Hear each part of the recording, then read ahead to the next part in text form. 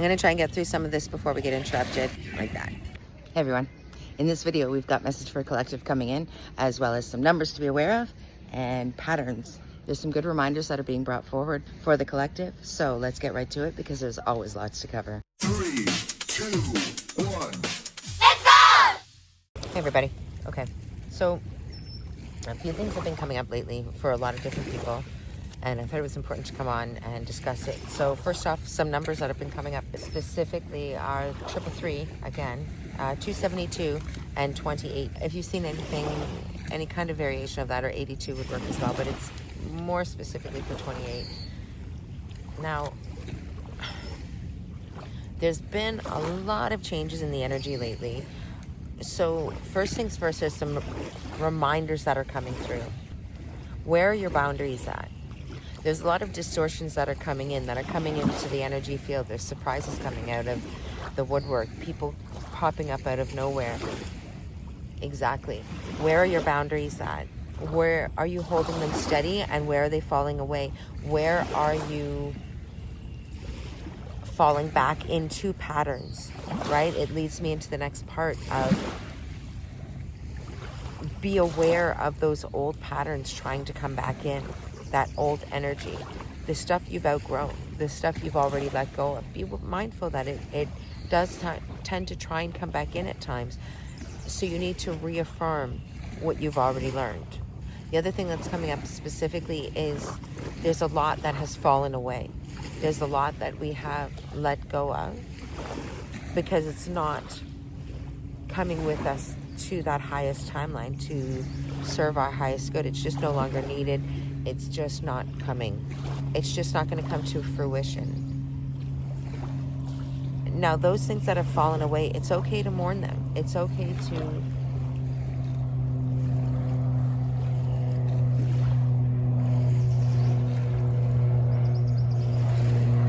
that's a really odd colored plane. That's an orange plane, completely orange. That's got to be some sort of service plane, which is interesting as we're talking about what's fallen away. And what I was going to say is it's okay to mourn those things that have fallen away.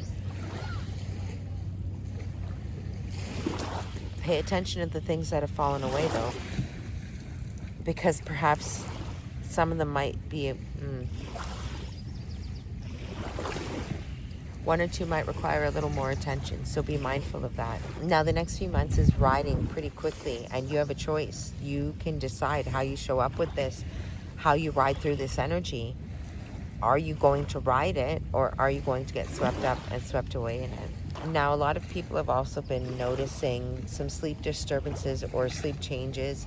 There's a lot of low tolerance for any kind of nonsense or BS. Your triggers might be a little triggery at the moment. Pay attention. Now, they're coming up for a reason. The triggers are coming up for a reason. There's also a lot of interruptions that are going to be coming in. So try and sort of flow through the interruptions as they come through. Pause as you need to and continue on when you can. But again, pay attention to those. Pay attention to the energetic shifts that happen when other people come through. Because you'll notice a shift in the energy, and you're noticing more and more, quicker and quicker, deeper and deeper. You're becoming more in tune and more online with things. You're becoming more sensitive to the energies right now, I guarantee it. So pay attention, because you're going to be noticing, you probably are already noticing the energetic shifts even more intensely as they come through with different people coming in. Pay attention to those and don't ignore them, because they're telling you something, and chances are it's something you really need to know, especially if you're going to be working or around certain people that make you feel different ways. Really pay attention to that. And then again, for the third time, they're actually telling me, be cautious of the old patterns coming in, that people pleasing, that making others comfortable. So dimming your light, dimming your shine to be more palatable.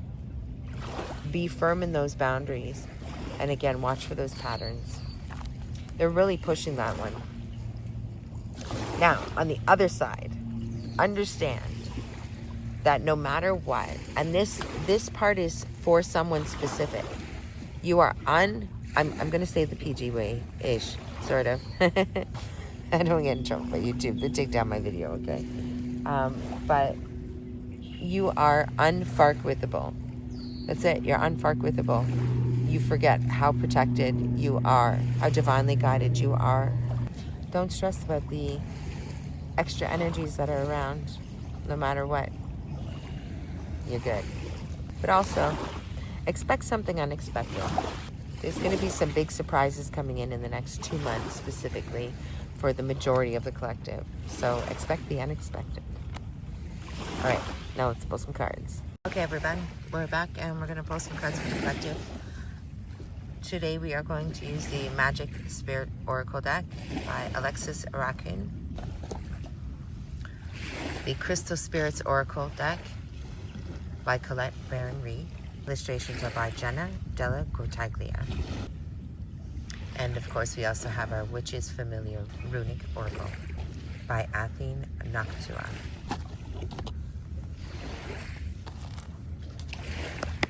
Okay, we're going to start with the Magical Spirit.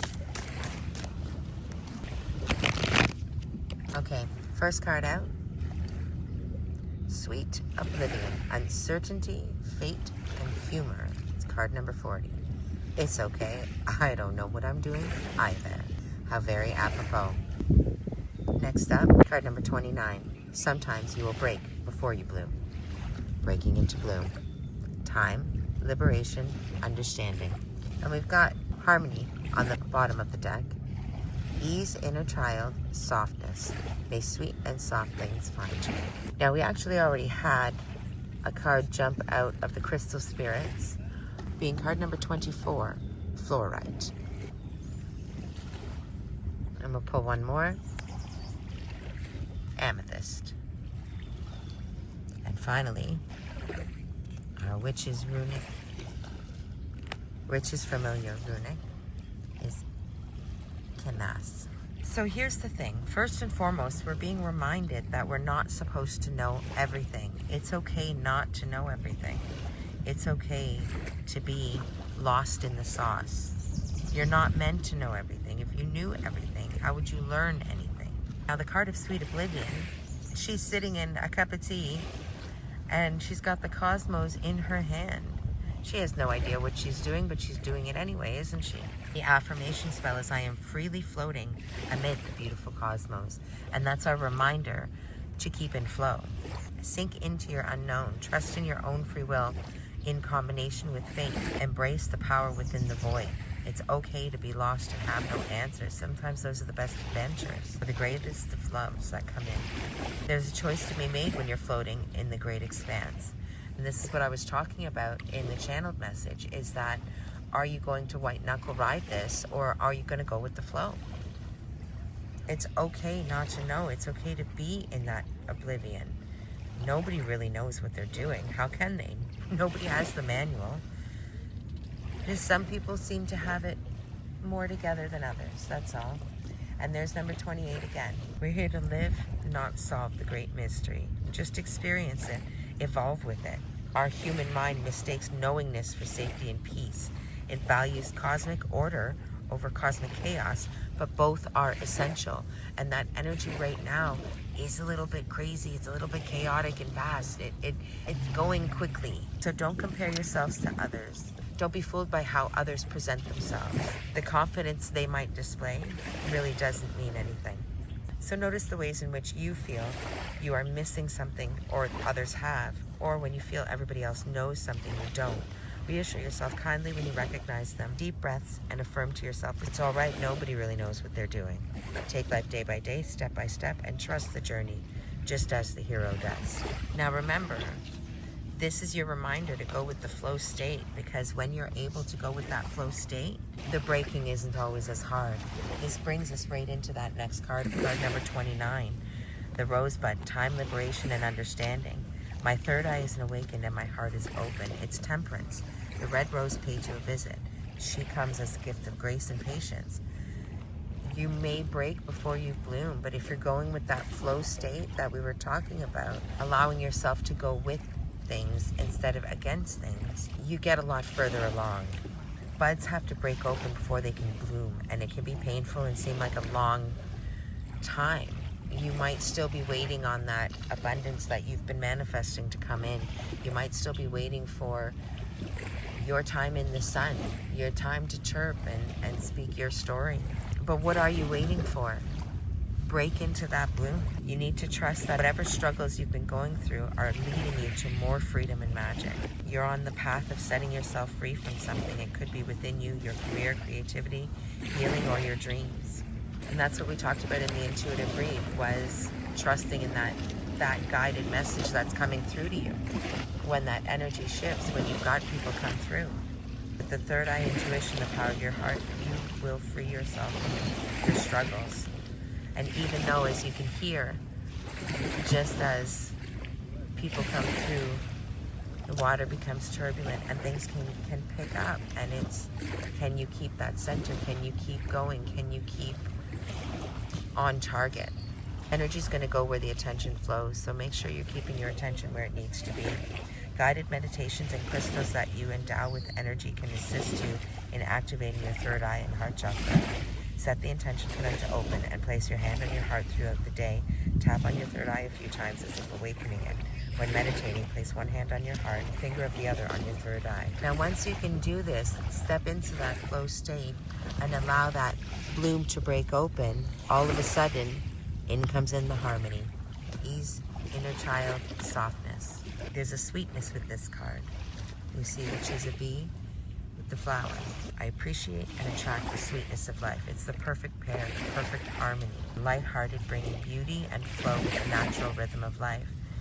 Magic happens when true harmony is achieved through delightful process and the law of least effort.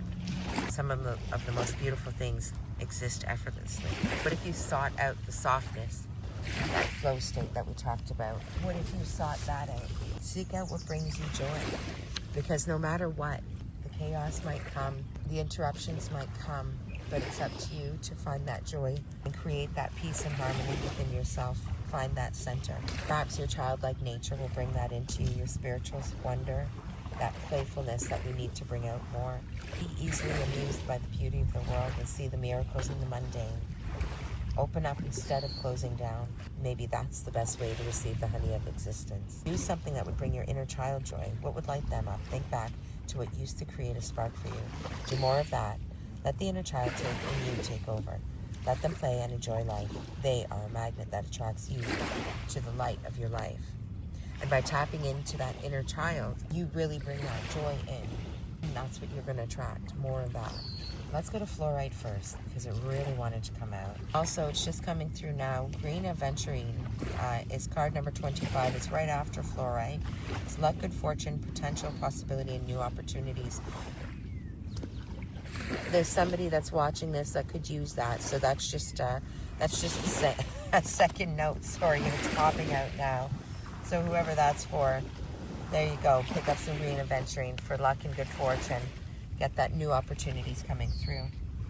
Now, fluorite, card number 24, is clarity, purity, clear focus, and an end to cluttered thinking. When the way forth is clear, a sense of purpose and enthusiasm arises. The fog of distractions lifts.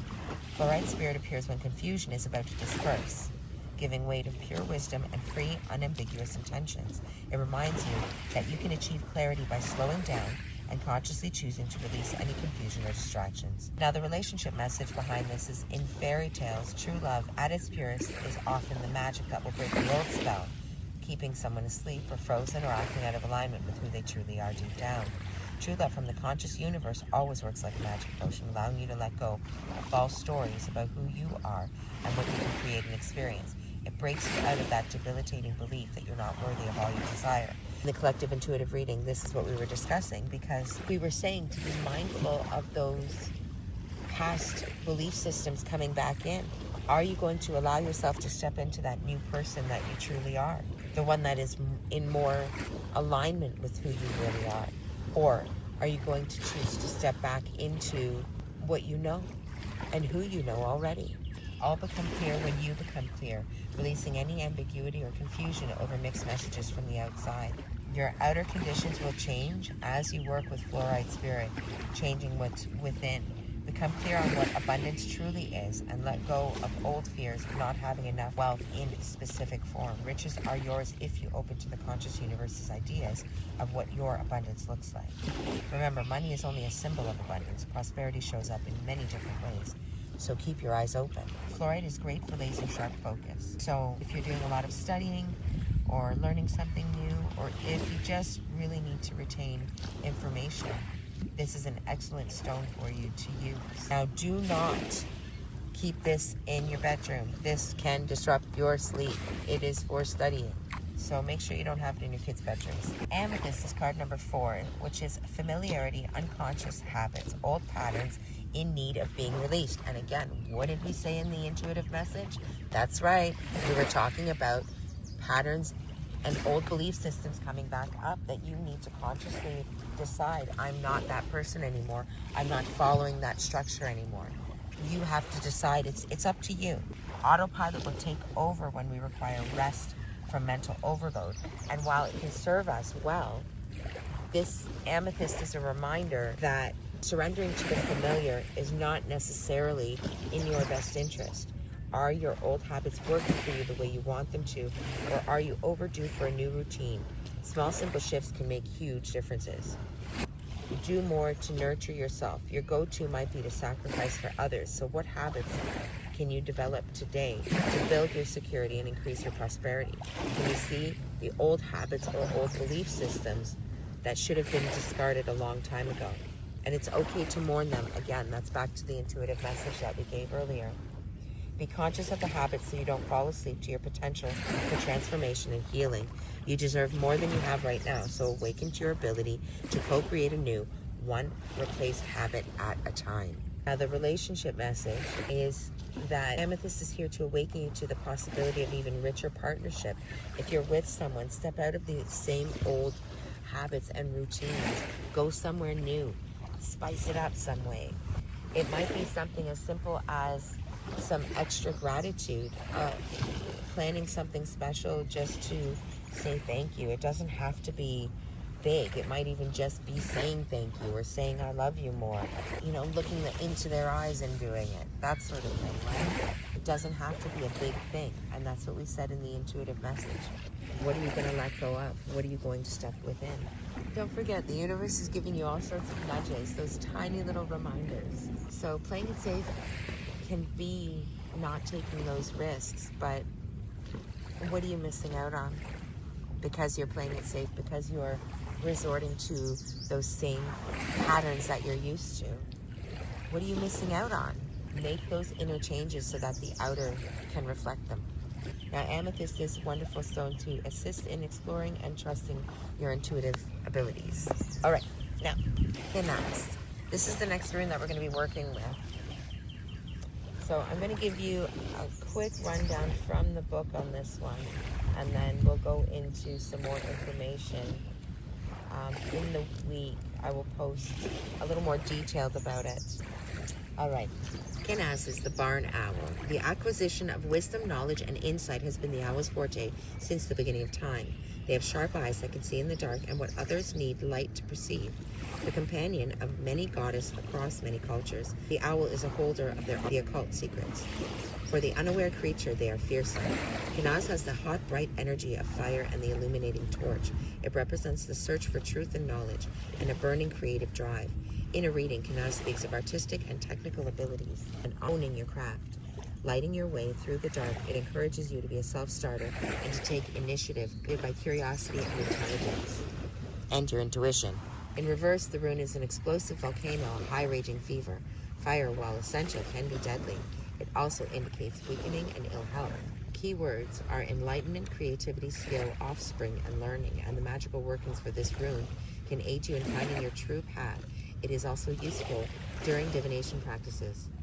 Inscribe it on a candle that you burn while reading the cards. Be careful when combining with Feyhu, as the high energy and power of these two can be an explosive combination. All right, everyone.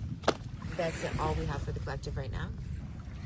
If you're new here, thanks for coming in. And if you've been here before, thanks for coming back. Hope that helped. And as always, if you've liked the content you've seen today, please like and subscribe and leave me a comment. Let me know what hit for you, what didn't hit for you, what are your practices.